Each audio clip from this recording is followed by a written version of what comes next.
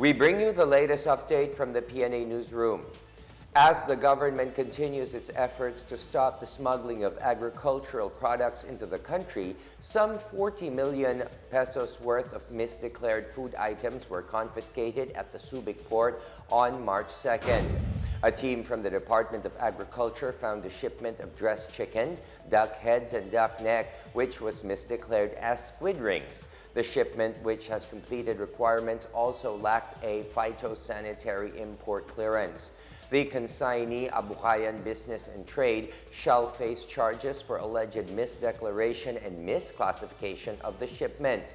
The DA said the operation is related to the directives of President Ferdinand R. Marcos Jr. to enable Filipino farmers and fishers to increase income and make locally grown agricultural products more competitive. The provincial government of Palawan has not yet suspended fishing activities despite reports that the oil spill from a sunken tanker in Oriental Mindoro has reached the province. The Provincial Disaster Risk Reduction and Management Office said the oil slick sighted in several areas in Palawan has been contained. Palawan PDRRMO head Jerry Alili said the volume of oil spilled into these areas is not significant. However, the Department of Environment and Natural Resources has conducted a test to determine the water quality in the affected areas. Meantime, several municipalities have placed improvised oil spill booms in fishing areas and in nearby tourist destinations to avoid further damage.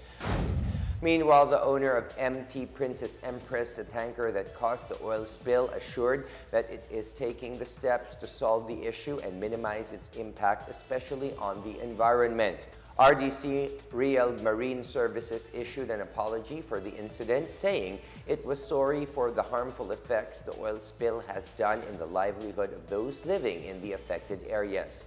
The company said it is committed to doing everything possible to limit the reach of the oil spill, formulate a response plan for the affected areas at sea and on the shoreline, and implement a cleanup plan.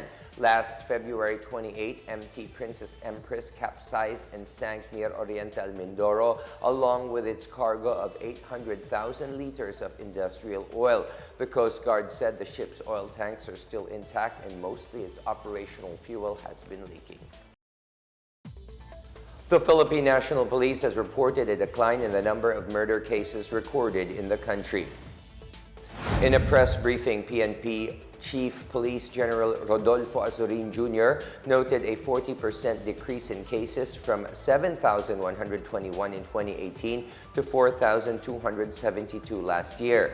Azurin said that even though the number of murder cases has declined over the years, there is still so much to be done in order to prevent these murder cases. He said the PNP will not stop until all cases are resolved, such as the ambush on Lanao del Sur Governor Mamintal Alonto Adyong Jr. and the killing of Batangas Barangay Chair Vivencio Balo. The investigation on the shooting incident involving Lanao del Sur Governor Mamintal Alonto Adyong Jr.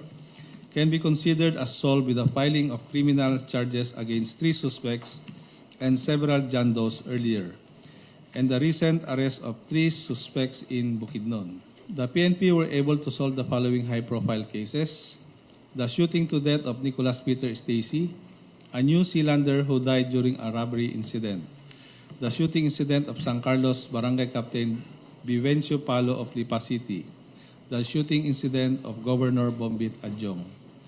Meanwhile, the shooting of Apari Vice Mayor Romel Alameda and 5 others in Nueva Vizcaya last February 19, investigators have uncovered substantial leads that could establish the possible motive and possible mastermind behind the attack.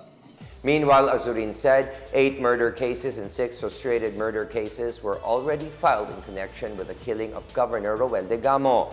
He said 2 complaints for violation of Republic Act 9516 or illegal possession of explosives and 4 for violation of Republic Act 10591 or illegal possession of firearms were also filed. The SITG is continuously working to file the remaining cases. The custody of the 4 arrested suspects is now within the Department of Justice. All passengers of the Light Rail Transit Line 2 or LRT2 are advised to take note of the following schedules this coming Holy Week. The Light Rail Transit Authority or LRTA has announced that it will shorten its operations on April 5, Holy Wednesday, up to 7 p.m. only for both routes bound for Recto and Antipolo City, and will be closed from April 6, Holy Thursday, until April 9, Easter Sunday. LRTA Administrator Hernando Cabrera said the 4-day shutdown would allow LRTA enough time to conduct thorough maintenance on LRT2 trains, station facilities, and equipment to ensure the system's reliability and safety. After the Holy Week, the LRT2, which connects Recto and Antipolo, will resume normal operations on April 10, with trips starting at 5 a.m. And that is the latest and the biggest stories from the Pna Newsroom. For more news content, visit our webpage or head onto the Philippine News Agency's Facebook and Twitter accounts. We are also shown on the FB page of the Presidential Communications Office. I am William Theo. We tell stories that inspire change. Good evening, everyone.